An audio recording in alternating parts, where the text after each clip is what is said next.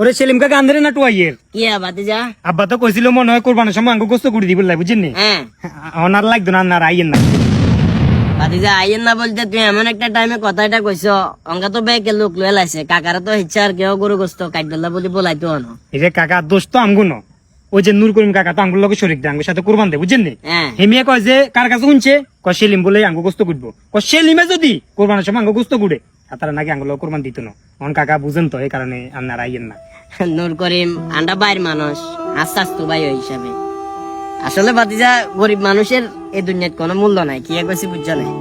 কাকা যে গত বছর কোরবানির সময় গোস্ত খাইছি না, এরপরে মনে হয় 2-3টা অনুষ্ঠানে যাই গোস্ত কুদুরে খাইছি, নাইলে মানে নিজের টিয়া দি গোস্ত কিনি হুজির হলো এক বেলা খাইতে হারি না, কারণ গরু গোস্তর দামও তো অঙ্গা নাগালের বাইরে।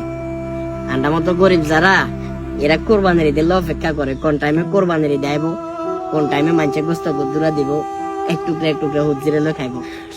আর অবশ্য অনেক স্বপ্ন আছিল যে তোমরা বাইর যদি যাই তোমরা গোস্ত করে দিলে অন্তত পক্ষে অল্প হইলেও তো দিতা না। কাকার খেয়াল আসলো যে অন্তত পক্ষে হুজির করে লই এক বেলা হইলেও সুন্দর করে খামো।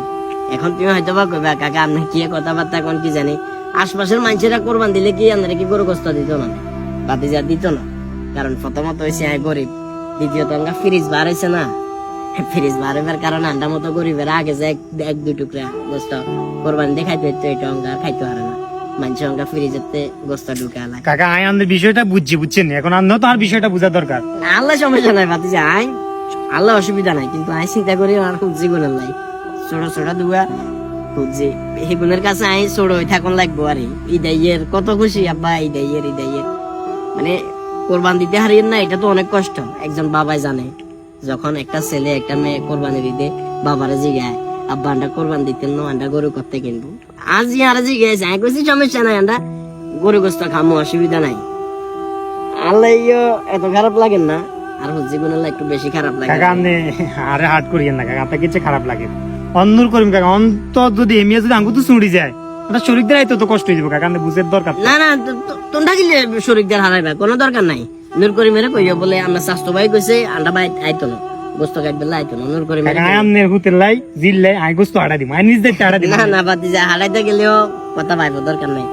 আল্লাহ তৌফিকে যেটা রাখছে খামু, নাইলে মর্গেরও তো দাম বেশি, মরা কি দিয়ে হয়তো বা ভাত খাইতে হইবে। মনে কষ্ট নিও না বাতিজা, তোমার অনেক কথা কয়ে লাইছে। খারাপ লাগে না সমস্যা নাই বাতিজা, অসুবিধা নাই। লোক দেখানোর জন্য কোরবানি না দিয়ে আপনার আশপাশের অসহায় মানুষগুলোর দিকেও একটু খেয়াল রাখবেন।